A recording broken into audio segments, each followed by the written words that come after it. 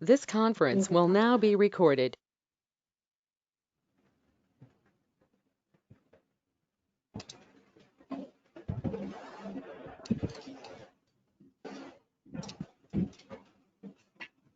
So good morning, everyone. So we have started the kidney chapter. We have discussed with the basic structure of the kidney, so, and also what are all the clinical syndromes associated with kidney disorders, that is nephrotic syndrome, nephritic syndrome. So the structure of the glomeruli, what are the cells in the glomeruli. So all that we have discussed. And most importantly, we have also studied the mechanism of injury to the glomeruli. So, and mostly it is nothing but immune mediated injury. Immune mediated injury, so is the main cause of injury to the glomeruli that we have studied. So, and what are the, and also we have discussed in detail the glomerulonephritis. So what are the various types of glomerulonephritis we have discussed? The most common type of glomerulonephritis in the children, the commonest type of glomerulonephritis in adults. So all that we have discussed. And we have also started with the glomerulonephritis, that is membranous glomerulonephritis, then next minimal change disease. So these are the type of glomerulonephritis we have discussed. And I have said for any type of glomerulonephritis, you have to start with etiopathogenesis. What are the causes which are causing the glomerulonephritis that we have discussed, etiopathogenesis. Then next important, after the etiology, so we have to discuss about the gross finding, if any significant gross finding in the kidney, morphology of the kidney. Then later on, microscopic finding. Again, in the microscopic finding, we have to divide it in the form of light microscopy, how is the cellularity, what are the cells which are involved, all that in light microscopy. Most importantly, electron microscopic finding. Electron microscopy has a great role in glomerulonephritis and in kidney disorder. So where exactly the immune complexes are deposited, whether it is subepithelial, subendothelial, intramembrane, all this type of deposition which we can study in electron microscopy has a great role in glomerulonephritis. Next importantly is immunofluorescence. In immunofluorescence, so the type of immune complex deposit, only two, whether it is granular deposit or whether it is a diffuse linear deposit, which category it comes under, that we have studied. Now to continue with the glomerulonephritis, we have finished with minimal change disease and membranous glomerulonephritis. Today we are going to start, and very, very important. So kidney, you can have essay questions like a structured essay question where they can discuss a clinical picture, in the clinical picture discussing about the nephrotic syndrome and what are all the causes. Then you have to talk about all this glomerulonephritis. So it is very, very important. Or they may just give a single glomerulonephritis as a short notes question. So now we will start with membranoproliferative glomerulonephritis.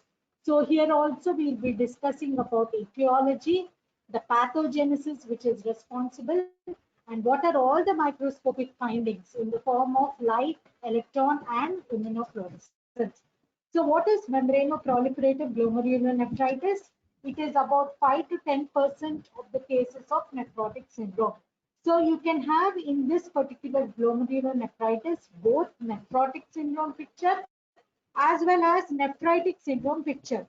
So that is the patient with nephrotic syndrome mainly has heavy proteinuria, hypoalbuminemia, hyperlipidemia, lipiduria, all that you can see, as well as nephritic picture, that is hypertension and hematuria. So both these pictures you can see in this particular condition. And this is seen both in children as well as in adults in 5 to 10% of the cases.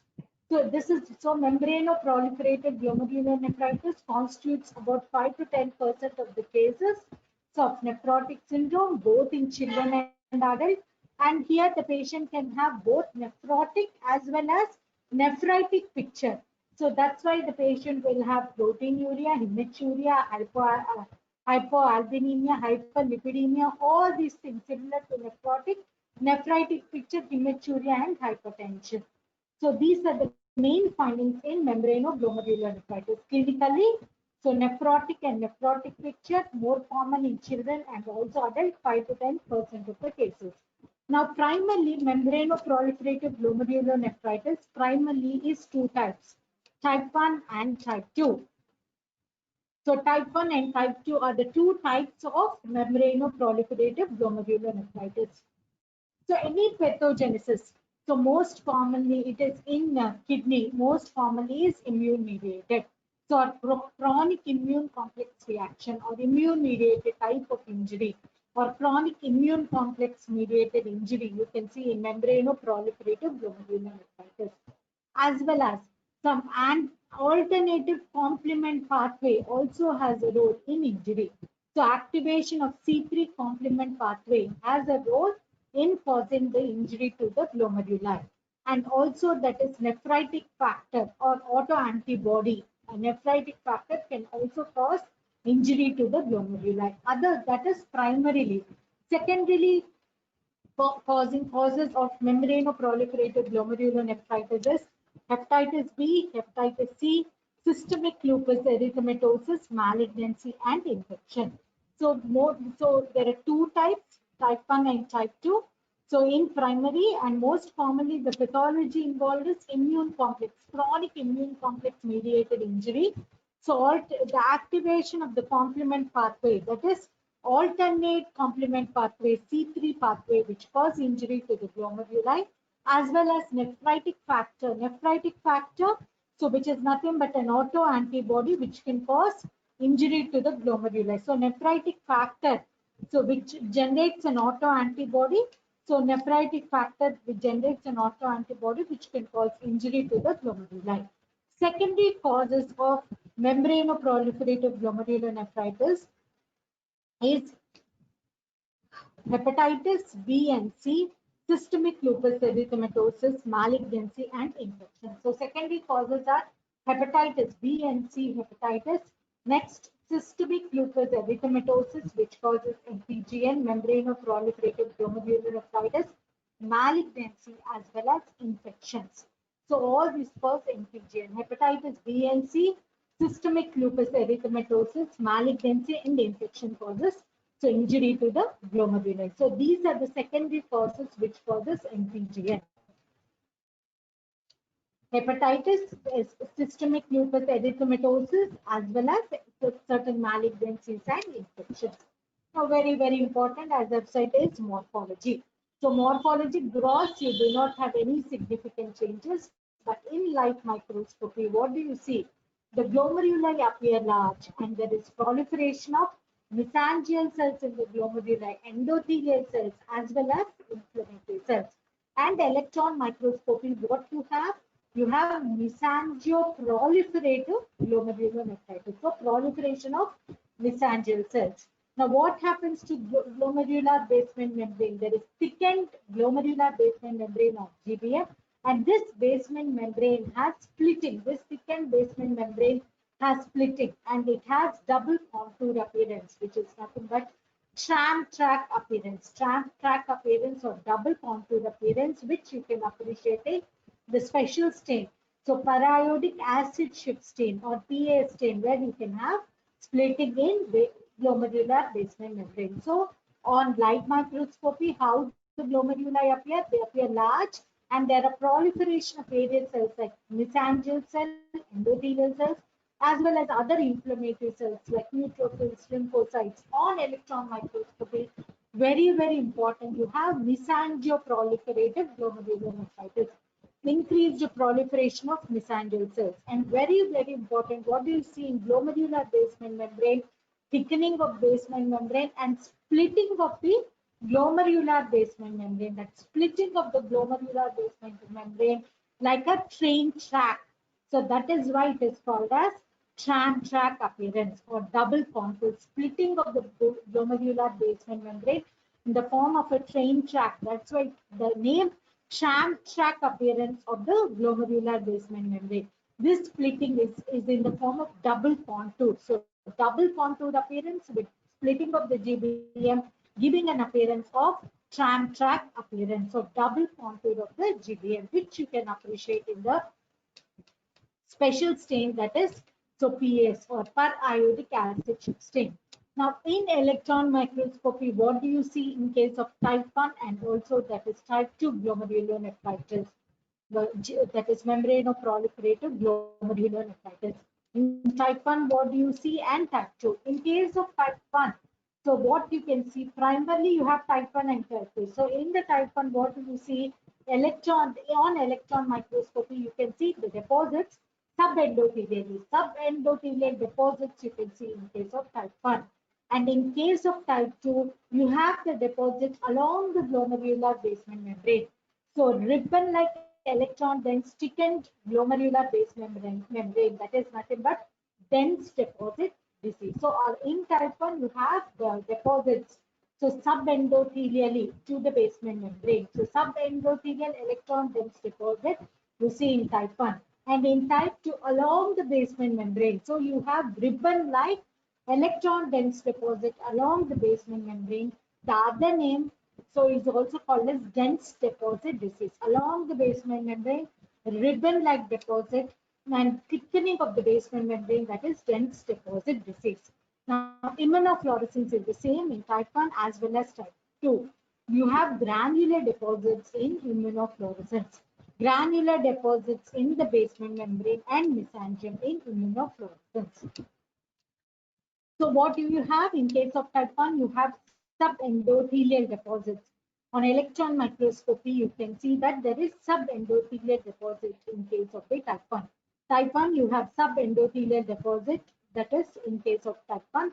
And also type 2, see this black, whatever black ink you are seeing here, this is nothing but immune complex deposits. And in type 1, you can see that below the basement membrane, that is subendothelial deposit. And in case of type 2, along the basement membrane, that is intramembranous deposits along the basement membrane. So along the basement membrane in type 1 subendothelial. So here in electron microscopy, you can see here the deposits here, and also along the basement membrane, thickening of the basement membrane along the basement membrane. Already we have discussed, so the patient will have both nephrotic syndrome picture as well as nephritic syndrome picture, and the prognosis is very poor in this particular condition, and 40 to 50% of the patient, they land up in chronic renal failure. So 40 to 50% of the patient, they end up in chronic renal failure, and type 2 has worse prognosis because of recurrence. So already we have studied both nephrotic and nephrotic picture. Prognosis is poor, and 40 to 50% of the patient end in chronic renal failure, and the type 2 has worse prognosis because of recurrence. So that their MPGN or membranoproliferative glomerulonephritis we have finished.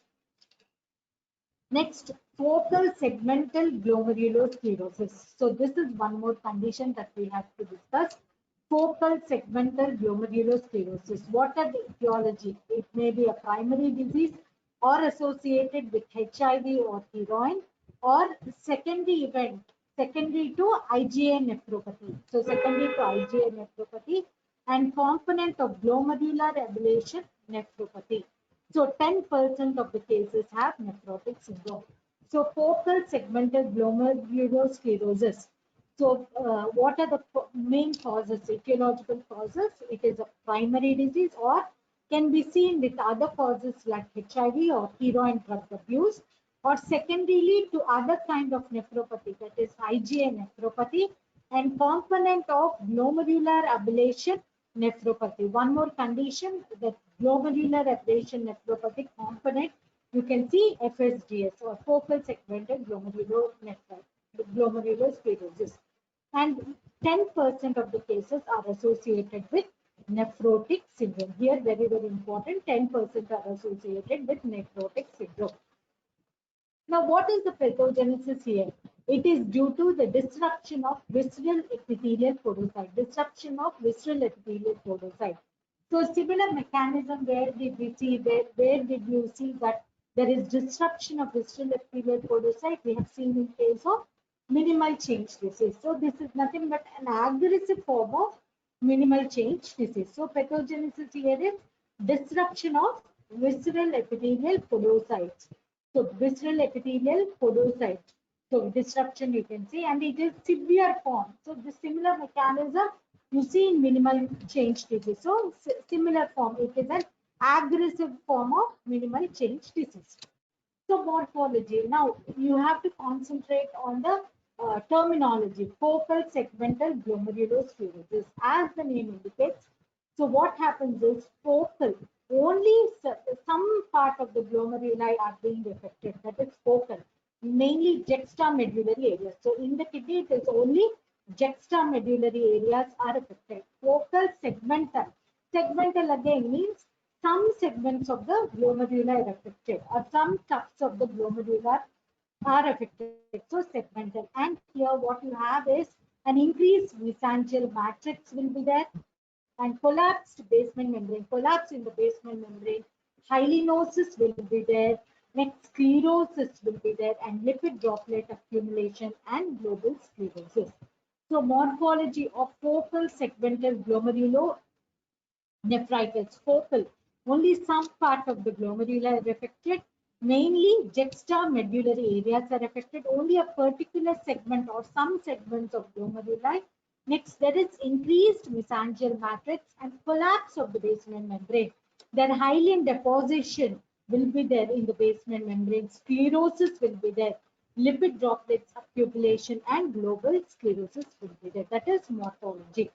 Next, now, very, very important are immunofluorescence as well as electron microscopic finding. So in the electron microscopic finding, what you see, there is, so that is loss of foot process of the epithelial cells or loss of visceral epithelial podocytes. So loss of the foot process, you will see a visceral epithelial cell detachment, you will see, and denudation of the glomerular basement membrane.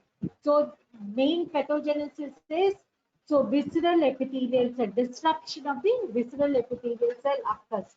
So similarly, in case of electron microscopy, what finding you have?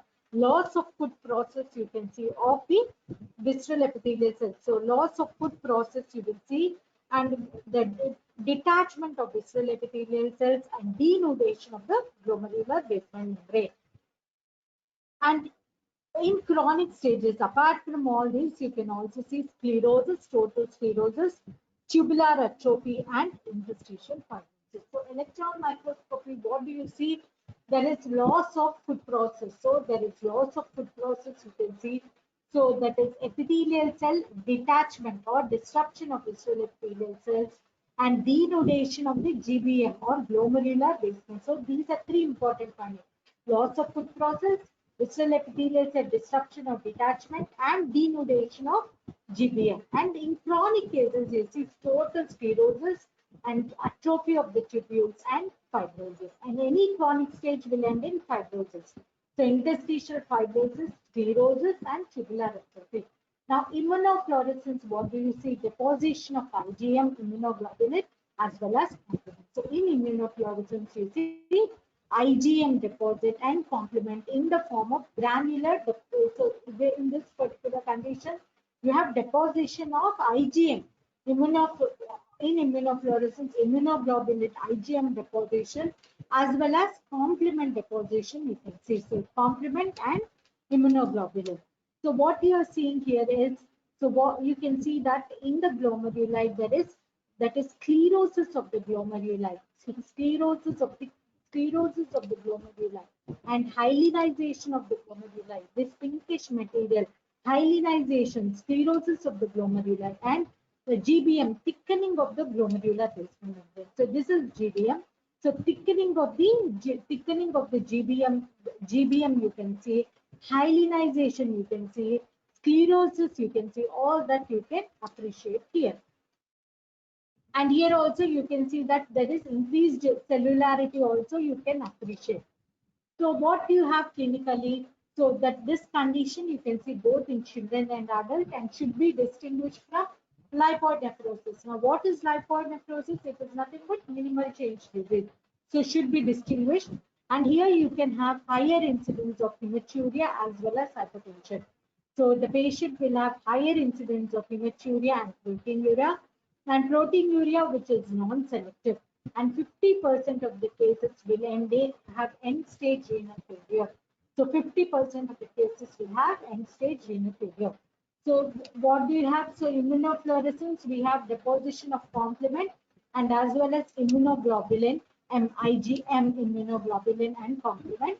And clinically, you can see that this is a condition which is there both in children and adults. And very, very important, the pathology is same in both the conditions, minimal change disease and FSDS. So it should be distinguished from minimal change disease. And the patient will have higher incidence of hematuria and hypertension. And proteinuria is non-selective, not a particular type of protein. Proteinuria is non-selective. 50% of the cases end up in renal failure within 10 years. Next important condition is IgA nephropathy or Buerger's disease. So this is one more condition. One of your colleague was asking me several questions on IgA nephropathy. So please follow now IgA nephropathy or Buerger's disease. So all your doubts will be clarified. Okay. So now what is IgA nephropathy or Buerger's disease? This is one condition which is common in children as well as young adults, and gross hematuria, very, very important clinical feature here. So hematuria, which is very gross, recurrent gross hematuria, very, very important clinical feature here. Recurrent gross hematuria, and patients are associated with respiratory tract infection. Similar to that of minimal change disease, here also the patient is associated with the respiratory tract infection and associated with that is long pain. So most importantly, IgA nephropathy or Buerger's disease, you see mostly in children and young adults, gross recurrent hematuria for several days, you see. And this is condition which is associated with respiratory tract infection, and the patient will have long pain. Now, what do you see? IgA nephropathy. IgA immunoglobulin is deposited in the mesangium. So the deposition of IgA immunoglobulin you see in the mesangium. And this is a type, it is a variant of HSP, Hinosh pollen purpura. So IgA nephropathy or Buerger's disease, it is a variant of HSP or Hinosh pollen purpura. This is a condition which is more common in children, and they have a typical purpuric rash. So this IgA nephropathy is a variant of HSP. And this condition, IgA nephropathy, is a genetically inherited condition, HLA associated, histocompatibility antigen associated. And there is activation of alternative complement pathway and abnormality in immune regulation. So most importantly, IgA nephropathy, why the case? Because of deposition of IgA immunoglobulin in mesangium, and there is activation of alternative complement pathway and some disorder in immune mechanism which causes this condition, activation of alternative complement pathway. There is a variant of HSP and genetically associated, HLA associated, histocompatibility antigen associated. Now, what do you see in morphology? What is the appearance? In the light microscopy, the glomeruli are normal. So glomeruli are normal. There is mesangial widening. So widening of mesangial cell, segmental proliferation. So there is mesangial widening and segmental proliferation. And so these are the things that you have to remember in light microscopy. So glomeruli appear totally normal. Only what you see is widening of the mesangial cells as well as segmental proliferation. In immunofluorescence, what do you see in immunofluorescence? Mesangial deposition of IgA, C3 and propyridine. So, and the granular kind of deposit. So whatever deposits you see here in IgA nephropathy are granular kind of deposits, and there is in immunofluorescence, you can see that in the mesangium there is deposition of IgA immunoglobulin, C3 and propyridine, and the deposits are in the form of granular deposits. So mesangial deposition of IgA, granular deposits you see, also deposition of C3 and propyridine in immunofluorescence you see. So IgA nephropathy. So what you see here is granular type of immunofluorescence. So because of deposition of IgA and C3, that is complement. So you have granular kind of deposits. So granular kind of deposits you can appreciate in immunofluorescence. And here you can see that whatever mesangial cells are there, there is widening of the mesangial cells, widening of the mesangial cells, and granular kind of deposits. So any age can be affected. We have already studied, but more common in children and younger adults. And usually clinical feature, you patients are associated with respiratory tract infection. And so recurrent hematuria, recurrent and gross hematuria, 30% of the cases have microscopic hematuria, and 5 to 10% of the cases will have acute nephritic syndrome. So patient will 5 to 10% of the cases will have acute nephritic syndrome also. So IgA nephropathy, you can also have acute nephritic syndrome in 5 to 10% of cases. Hematuria microscopically in 30%, and there is a slow progression to chronic renal failure within 20 years, and patient has got heavy proteinuria. So gross and recurrent hematuria associated with respiratory infection, 30% of the cases have microscopic hematuria, 5 to 10% of the cases have acute nephritic syndrome. There is slow progression to chronic renal failure in 20 years and heavy proteinuria. So we'll also start briefly about hereditary syndromes. So hereditary syndromes, very, very important. What are the hereditary syndromes? So which are associated with glomerulonephritis, that also we will discuss, hereditary syndrome. So associated with glomerulonephritis, these are the syndromes which are characterized by isolated hematuria. They can be benign and also they are familiar. So what are the two syndrome, hereditary syndrome, Alport syndrome as well as thin basement membrane disease. So hereditary nephritis, the other name for these are hereditary syndromes or hereditary nephritis. So the glomerulonephritis associated with hereditary conditions are, that is Alport syndrome and thin basement membrane. Clinically, they have hematuria, they're benign and familial. Two conditions which are associated with hereditary syndromes are Alport syndrome and thin basement membrane disease.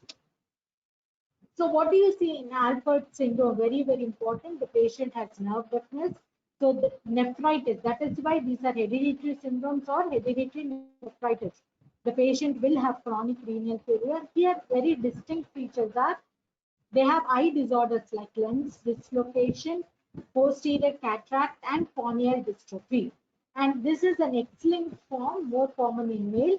Patient will have hematuria, and this is a condition which lasts for about 20 to 50 years. So other name for this is hereditary Alport syndrome and thin basement membrane. So they are associated with nephritis, chronic renal failure, very importantly nerve deafness, and characteristically they have eye disorders like lens dislocation, posterior cataract, and corneal dystrophy. Very, very important. And this is an X-linked form and more common in males. So also patient also has hematuria condition which is between 22 and 50 years of age group. Next important is thin basement membrane. So the basement membrane has certain thickness. So in this condition, so the basement membrane thickness is less than 10 nanometer. So that is why it is a thin basement membrane. So what features the patient will have? We have already discussed. This is the Alport syndrome and thin basement membrane. They have the benign condition, familial condition presenting with hematuria. So benign familial hematuria the patient will have. The patient is asymptomatic and there is thinning of the basement membrane. A very thin basement membrane, less than some 10 nanometer, diffuse thinning, and patient will have mild proteinuria. The renal functions are normal. So thin basement membrane, very thin basement membrane, have the diffuse thinning of basement membrane on electron microscopy. Patient has benign familial hematuria, asymptomatic and mild proteinuria. Renal functions are normal. So hereditary nephritis, we have discussed Alport syndrome as well as thin basement membrane disease. So today we'll finish with these topics. Again, some more glomerulonephritis which we have not finished. We will continue with that. And chronic glomerulonephritis, all that we will discuss in the next class. So So today what we have been finished, membranoproliferative glomerulonephritis, we have discussed FSGS, that is focal segmental glomerulosclerosis, we have discussed. Then IgA nephropathy we have discussed. And next importantly, that is hereditary nephritis or hereditary syndrome, Alport syndrome and thin basement membrane. All their clinical feature, electron microscopy and immunofluorescence of all these things we have discussed in detail. So please go and read. Any doubts, you can just send me messages. I will answer all your doubts. Okay. So some more glomerulonephritis are remaining, which I will finish, some more types of which I will finish in the next class, and also start with chronic glomerulonephritis. Thank you very much.